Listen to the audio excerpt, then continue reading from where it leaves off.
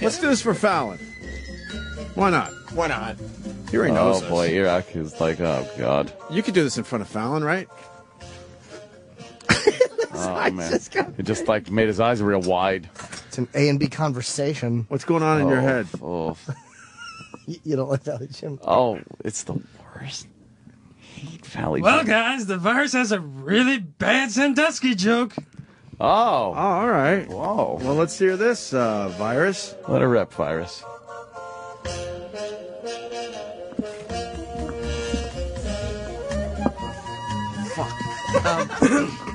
Wait, you forgot the joke? No. You gotta reset it up. No. What is Jerry Sandusky's favorite kids show? I don't know. I'm not familiar with his life. I don't know what his life is. Hold on. Oh, he might. We gotta have. Hey, Jimmy. We gotta have Jimmy Fallon involved with this. Jimmy. Wherever you feel comfortable, take sir. a seat. You're a little late, which we don't give a fuck about. So we're in the middle of a bit, and now we want you to be part of this little bit. It's a terrific fucking bit we do from time to time. Sorry about the small studio. Yeah, you were just in the lap of luxury over there. I love it in here. This is perfect in here. This is all you need.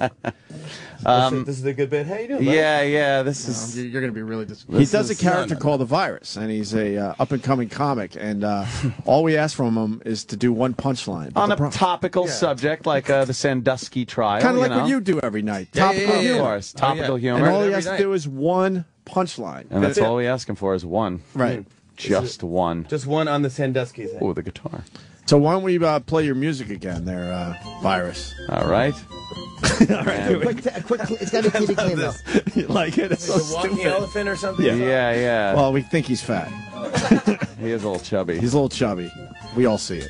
All right, go ahead. The virus. Yeah. And he does a Hurry wacky. up, come He on. does a wacky voice, so don't be alarmed. Fallon might steal this. You never know. Or have you come on the show and do it. I wish he would. Sandusky. Yeah. Sandusky. Hi, guys. Hi, guys. Hey, Virus, what's going on? You know, Jimmy Fallon just shook his head. Tongue away. He's embarrassed. Oh boy. Why the voice? Yeah. What is that voice? We force him It's to. like a Muppet, yeah. We force him to do this voice too, Jim. Muppet. That's it, yeah. No, It's terrible. All right, go ahead. Hi, go hi, ahead. guys. It's Do I good. look at him or just listen? Whichever you can stomach. Yeah. It's usually one or the away. other. Both are an impossibility. All right. Getting a little warm. I see you undid your sweatshirt. I'm very sweaty. You're uncomfortable. All right, Sandusky, come on. Give us one punchline, one joke. Hey, guys. Do you know what Jerry Sandusky's favorite kids show is? What? Oh. His favorite kid show? No, we don't know, Virus. Sandusky's favorite kid show. Yo, grabba. All right, get out. Jesus. That's Welcome to terrible. the show. Sorry about that, Jimmy Fallon. Very Yes. I'll give it up for him just because. Jimmy, Very yeah. uncomfortable. I'm really sorry you had to hear that. Yo, grabba. Yeah, that's a good one. Pretty good. I got a laugh out of it, He right? did come out with it. Yeah, I just said it louder. Yeah. The virus. I took the virus joke. You got to laugh. I'm going to Well, steal the that. virus Yo, ever grabba. gets- Actually, Yeah, that, should. actually, that one was too good for the Virus. It was a little too good. Yeah. What is that thing you have? Upset me. This thing? That's It's his harmonica. It's a harmonica. It's like You ever see Bob Dylan? Yes. He wears one of those little harmonica thing. folk Oh, you guys wear it on do your, okay, on your neck. Yeah, yeah. How man. long have you been playing? What do you play like your whole life? Guitar and I shit? think I started like you were when a I was kid? like 13, I want to say. Really? I'm making up. There's probably I should do research on this because Was it a passion for music or chicks? it was you wanted to be a rock star. Yeah, I think Yeah. it was girls, and it's like I started playing piano. My sister played piano. I started doing that, and that wasn't for me. Yeah. And then I picked up clarinet. Oh, you can't rock with a clarinet. That's just the worst. Yeah. I mean, how do you jam out? It's like, hey, Yeah. you guys know any Benny Goodman? You guys playing over at the garage? Yeah, I'll that's come it. over. I'll bring my Yeah, clarinet. I'll bring my Yes. clarinet. Like, get lost. I love learned Woody some Allen. Zeppelin. Not his comedy, but his music. Yeah. Oh, I saw Woody Allen. Where with one of the hotels, right? Yeah, at the Carlisle or where Yeah. is that where he does? Yeah. it? Mhm. It's awesome. It's just fantastic. seeing him. That's what everyone It's says. like It's like he his has like, jazz like band. a jazz band, almost like a big band type Yeah. of thing. It's really like a Dixieland type of thing. Wow, And that's it's so weird. great. And I talked to him afterwards just because I wanted. So I saw him afterwards. I go, that was great. I didn't know that because you can get different notes from the clarinet. I go when you go down, you get one note, it's like, and then when you go up, it's more of a tenor thing. Oh, that's weird. He goes, you know, when I went up, that was for you.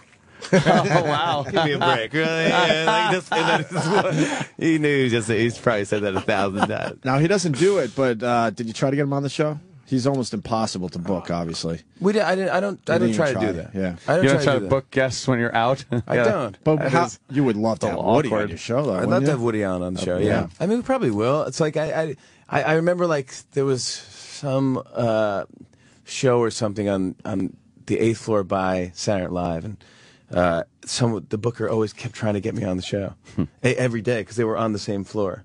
And I was like, now I'm not going to do it. Shit. I was thinking about doing it, but now it's just so annoying.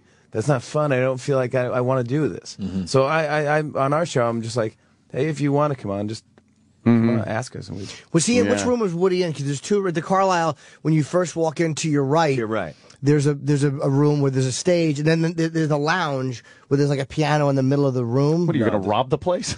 Well, yeah, Jason. Knows the whole layout. In and out. Nobody gets hurt. There's a vent that leads up to the 3rd floor. There's a safe in the wall. We'll take that clarinet and we'll sell it on eBay. There's a picture of JFK, and there's a picture of Jackie coming out of the clarinet. That was, by the way, the last place that Mimi Beardsley had sex with JFK was in the Carlisle the week before he was assassinated. Oh. The woman who had the 18-month affair with Kennedy. The intern. Kept her yap shut. 18-year-old intern that kept her mouth shut for Jackie Good Kennedy old lived days. there. 50 years or something. When they used to, shut up. Right. The good old days. Yeah. The good old days. Who did you used to listen to when you first started playing guitar and stuff? Like who was like, I want to be like that? Well, I think you start off like Roy Orbison was a big thing. Really? That was like I don't know why. That was just that's the kind of an. I mean, Roy Orbison was great, but it's kind of an odd thing to. But I don't know. That maybe it was because it was like he would sing real like he was like the operatic singer like yeah. I remember just like going like, wow, that's a powerful voice he I had, didn't see man. that ending coming at all. Yeah, it just keeps going up and up. This is how the hell are you insane. doing This is that? like my first opera or something. I didn't know Roy could do this. Yeah. I only get my opera from the J.G. Wentworth commercials. That's like pretty much that's all. That's the only opera. And I feel I'm a little more cultured for it. From that. Yeah. So I got into that and then when I started playing guitar, Rolling Stones and Bruce Springsteen. Okay, when you get I started with an electric guitar because that's the way to do it. Yeah. But it's not. It turns out you got to start with an acoustic so you know what's going on and. Then you get into the electric. So I got electric first, and I would just play like chords, and I play Wipeout. That was the only song I knew how to play. And I remember I went to my friend's party, had like I think it was like a Sweet 16 party or something like that. Do guys have those parties? No, not really. Some, perhaps. Anyways, well, this guy was just me and him in his room. No, I'm just kidding. He had a giant, big Sweet 16 party. So he was just a nice guy, and he had a band and all this stuff. And his parents threw him this big, giant party like they do on MTV. Right. Yeah. And the band was like, he was like, my friend plays guitar, and I was like, no, well, not really. I mean, I have one, but I don't. And so, but the one song I knew was Wipeout, and I got up and I played Wipeout with the band, and I was you were a rock star, 15 or something, and I was like, man, that was super cool. It was like in front of it was just spare of the moment, and it was like, that was the first night I ever heard Led Zeppelin. Wow. 15, wow. Yeah. And when you got done, were people coming up and going, man, that rocked, you sounded good, and you're like, that's it, I'm cooked. Oh yeah, those Just girls done. and everything. That was awesome. Yeah, that was it. Then I go, I'm sold on guitar. Wow. Over the years, you played with so many like famous people now from SNL and your show. Who was like the first one you remember going like, holy shit, I can't believe I'm playing with this person? Probably MTV Awards I hosted in James Brown. I sang with James Brown. That's huge. Okay. Pretty legendary. Yeah, I asked, because we were doing this big whole thing. We are doing impressions of a bunch of different musicians, and then at the end I was like, I don't know how to end it. I'm like, maybe I'm exhausted, and then you hear like, get up, and I go, who's saying that? And it's like, get up, and I go, what is that? Who's saying that? And then he walks out and he goes, get up, get on up, and then everyone got. So he did that. Wow, but man, just the fact that they got it was Tom Calderone over at I was at VH1, but he flew to James Brown's house and he came over and he said, okay, here's the deal, Jimmy. When James Brown comes, you can't call him James, you can't call him Mr. Brown, you have to call him Mr. James Brown, or else he'll walk. Or he's going to walk. I go, all right, okay. All right, let me write that down. So I'm freaking out. I'm like, I don't want to lose this. The end of my whole bit. This is the one. So he comes in, and everyone's he got his dressing room, whatever he wants in his dressing room, and all this stuff. And he walks in. I go, hello, Mr. James Brown. He goes, call me James. Of course. I go, of course, the nicest guy. Right. And then he was game to do whatever. He's like, oh, I'll walk out then. And oh man, do you think that was a publicist overthinking it, or was that him like probably from years of being treated like shit? That'd be a great joke to play on people though, to make sure that your guy tells everyone, make sure you call him this, and then just go, nah, call me. Yeah, it's a great way to. But it puts you're off a little bit, because I was like so nervous. So maybe I guess it's a check, to see if you're going to be respectful or not. Fast forward, when you performed with McCartney, you had to be shitting yourself. Well, here's what happened with this. This is a true story. So I go to pre-interview Paul McCartney. He's going to come on my show, and I'm just excited that he's coming on. Right. How long before the show do you pre-interview him? Is it that day, or is it like a week before? It's that day. Okay. So that day I go to see him. He's at Saturday Night Live up in his dressing room. He's the nicest guy, and you go in, and he's like, "Come on, man, come on."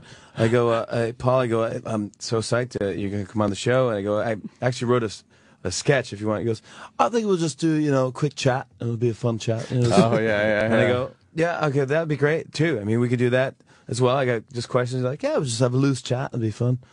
I go, great. And I go, but we wrote this piece, and he's like, no, we'll just do a quick chat and we'll have fun, Oh, man. It'll be good. And I go, it's called Scrambled Eggs. And it's about when you wrote yesterday, you wrote Scrambled Eggs. Oh, my lady, how I love your legs. That was the original. He goes, I know that. I wrote it. And I go, well, I have like you singing, like our writer on the show, Mike DeCenzo, wrote out the whole song as if you did write the song about scrambled eggs. He's like, okay, just do it. So I just did it in his dressing room. So I'm like, scrambled eggs.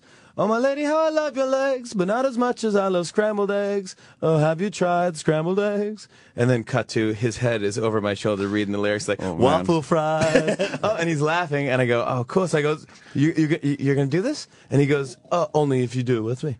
Oh, wow. So I was like, then I just passed out. Yeah. I mean, I didn't go in to pitch him a duet. Right. I wouldn't even think to do that. Have him over your shoulder singing in your ear. It's the craziest thing in the world. We're going great if you want Paul, please. Hey, I'm unfinished. Not over my shoulder. I'm not done. My point is, you've seen a lot in your career, but I can't imagine you could wrap your head around that. It's Paul McCartney. It's really it's bizarre, and of course when we were trying rehearsing it, I tried to harmonize. Right. And I started harmonizing, and it was awful. Oh no! And he goes, you don't have to do that. You're right. No. But then a little red. But then on air, I felt it, and I was like, I think I can do it, and I did it on air. Yeah. And it worked. Of course. Wow, that's ballsy though. Like on air. I just felt it. I felt like it was gonna. I was like, we were getting the thing. The crowd was feeding off the crowd, and it was good. And it was a good take. And I know where this is. I could probably, I could find this one. yeah. I think I can do this one pretty good. And so that was just it was one of those moments where you go like, I don't know if I'm gonna realize that this happened now. Yeah. Or in years to come. That's great, so man. I think that's kind of when we thought we should put a record out or an album, not a record. Gosh, a record. We're gonna put a record out. Some hot wax. We're getting the band together. We're gonna put something out. So we started thinking about that. So then then it's all you got to get clearance and all that stuff. Yeah, we were talking about that. Like, it's got to take a while to. A lot of guys. Yeah, I mean, because we did a slow jam. The news. It's on the record with Brian Williams, but after we did the record, we ended up doing one with the president. Right. So yeah. I'd love to have that on the record, but it will take a year to get. Which one will be hard? The president one? Oh, Brian Williams one will be. Brian. No. Oh yeah. Brian Williams. You think Obama's a public figure that you could do that though? I guess not. No. You got to go through some So I hoops. can't even. Yeah, it's tough to even get a photo. We should. Was it really? Yeah. When you were there? Oh, really? You could. It's tough because it has to come through the White House photographer. I got a photo. Yeah, they don't want a wacky picture of him with his mouth open, sneezing. If you get your cell phone out, you're like, I can probably sneak one of like Abe Lincoln's teacups or that he used to use. And as soon as there's guys going, they're on you. Hey, how you doing? What do you got there? Yeah, so it's like you just feel like you don't belong. So you don't sneak pictures at the White House. Oh, so when you had him on the show, though, you got a photo. I would hope. Well, yeah, I mean, he eventually sent me, but it took a couple months to. Because it's the White House guy. It's not like the. It's not like it's not your guy. Yeah, it's not my guy. It's the White House guy, and it has to go through their clearances and all that stuff. And you don't tweet about it and all that stuff. Which, by the way, thanks for the tweet. That was the other day an accident. Which one? Gosh. I was doing a timeline joke. Oh, right. Yeah. And I got Fallon. I said the guy right below me really loves anal sex. Right. And I tweeted right before. I tweeted right after. It was a mistake. And I go, oh, and that was a like, coincidence. dude, I swear. I know. And I go, oh, I It's know. a dumb timeline joke that you got caught up in. No, I was laughing because everyone started sending me. I go, oh, great. Well, I'll see you guys next week. We'll talk about that. Great. Appreciate that. Yeah. I love anal. It's just a dumb timeline joke. Hey, when you first started the show, it's very difficult to get traction on late night talk. I mean, obviously there have been so many people that have just failed. When did you start saying like, "Oh boy, I think we got this. I think we're on"? Because you're definitely like you're one of the players now in late night. You are. It's a great show. It's a lot of fun to watch. When did you know that? Like, I think we got something. I mean.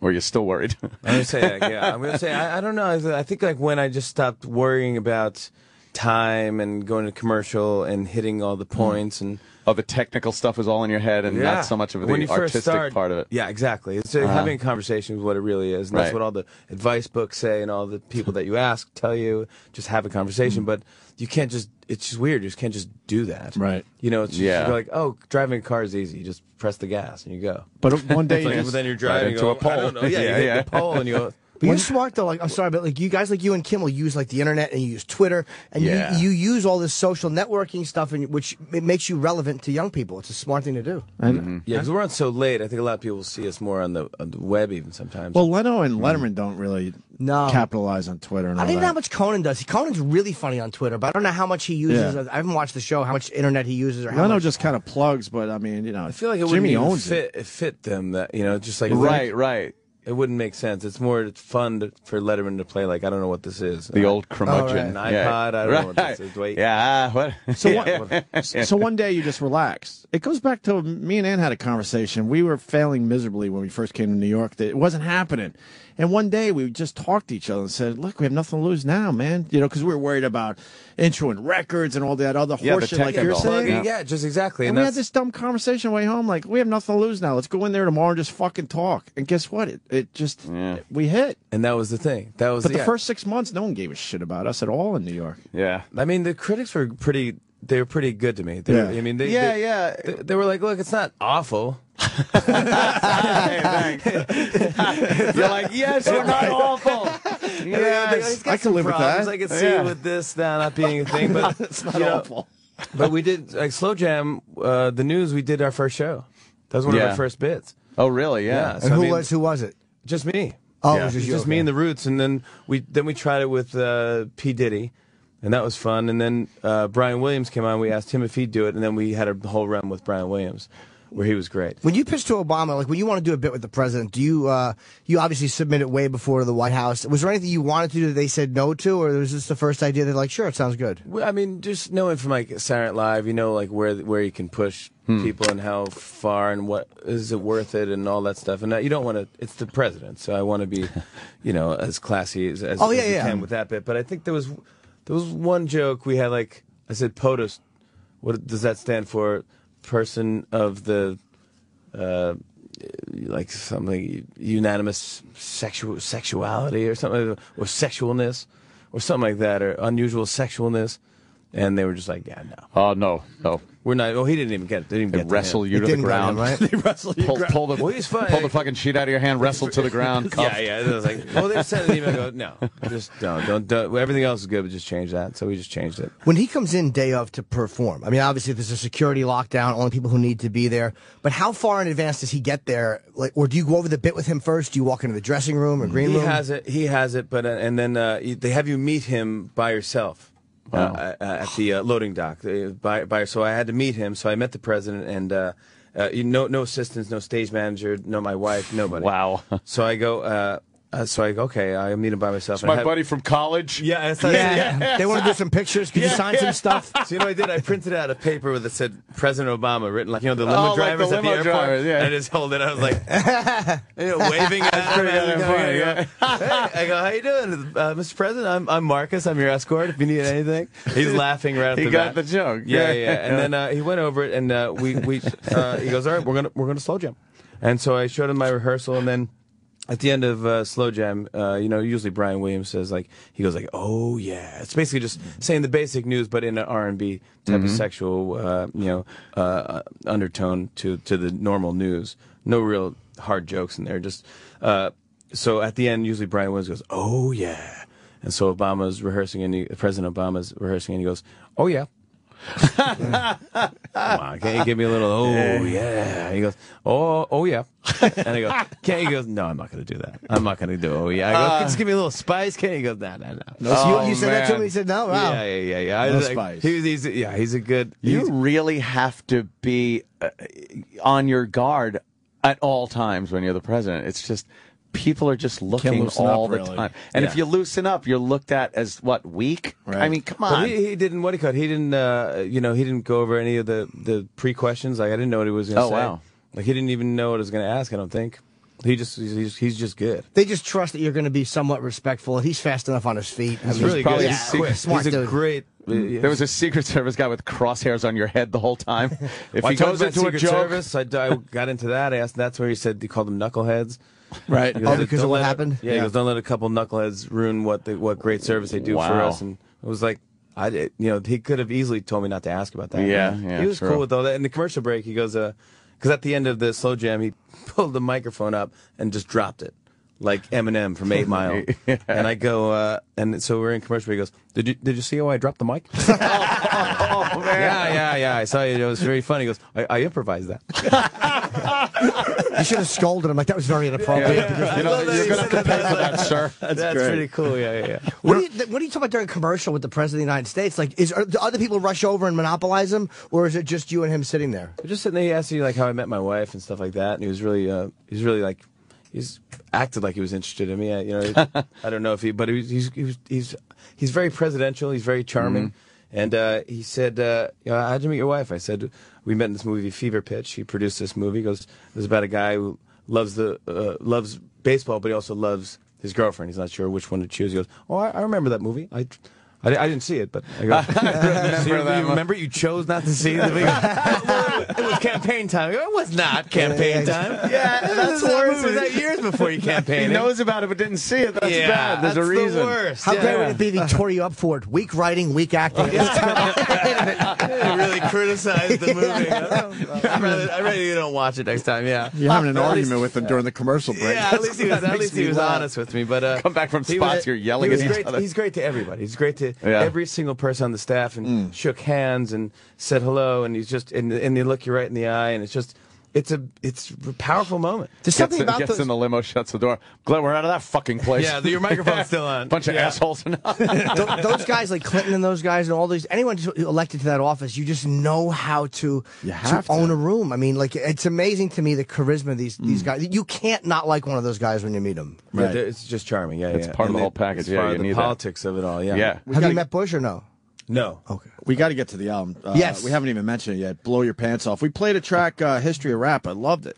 That's a good one. I didn't see that on the show. to be honest Yeah, with you. that is really We did fucking with cool. Justin Timberlake. That cost us a lot of money to get that I on can the imagine all the rights, Oh, right? man. all the right? clearances for that. It was like 15 rap songs, from the 80s until now, plus Justin Timberlake. Yeah. Doing one of the voices. I mean, he's a good sport to do that stuff. That came about. He was coming on the show, and we were gonna sing a song or do some, type of Barry Gibb bit or something like that. And he goes, "Let's switch." He goes, "Let's do maybe like something like sing our favorite rap songs in a medley. Like the Humpty Dance is your chance, do the hump." And I'm like, and then I just started going like, "Well, stop what you're doing." Then we started rapping. Then I just going like, "It takes two to make a thing go right." Yeah. Then we just started doing a medley. And then it was just like, great, we'll write Okay, this this up. is what we're doing, So yeah. we had writers write it up, and we did it on the show, and it went, like we said earlier, it went super viral Yeah, it did. on the web, and it was like crazy viral, and I was like, whoa, this is cool. Like, Justin called me from France, and he goes, because he was promoting Social Network. He goes, dude, I'm in France, and we're on the front page of this French newspaper for History of Rap. And I'm like, that's crazy. I'm like, I can't believe like they know who I am in France. And he goes, no. I'm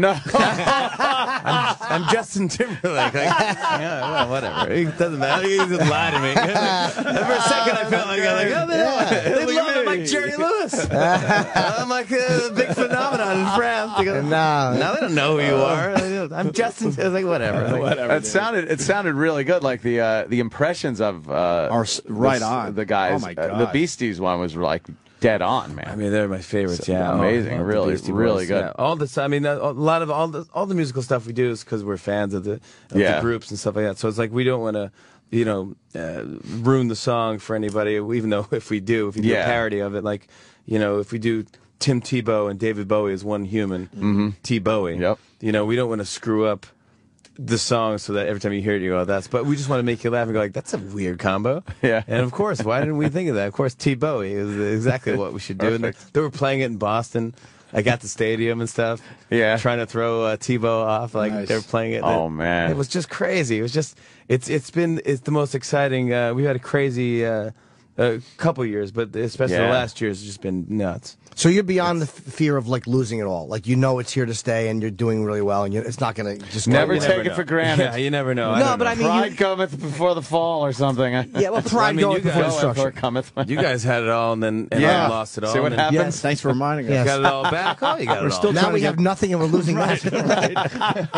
We got some of it back, Jimmy. You kidding me? No, you got We're it. still waiting. Oh. What is Roland Roland. doing? We're having What a are good you time doing? with Jimmy Fallon. You got to go, Jimmy. He's got. But he has his guitar and everything. Oh, I man. got bits. I'll do bits. I'll do bits next time I come back. You will? I always do Yeah. bits. I love you guys, and you guys always been Yeah. good to me. Well, the album is called Jimmy Fallon, Blow Your Pants Off. We, like you said, played the song earlier, and it's on, I guess, on iTunes or Yeah, in the it's all store. that stuff. I don't even know where you buy records anymore. It's like, I know, right?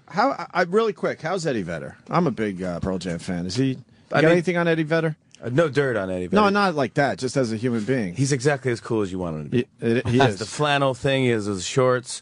He's just cool. He's a rock star. Right. And Yeah. you meet him, I go, would you like to do the song? We're doing a protest song about the BP oil spill where we're talking about the tar balls that are floating up on the beach.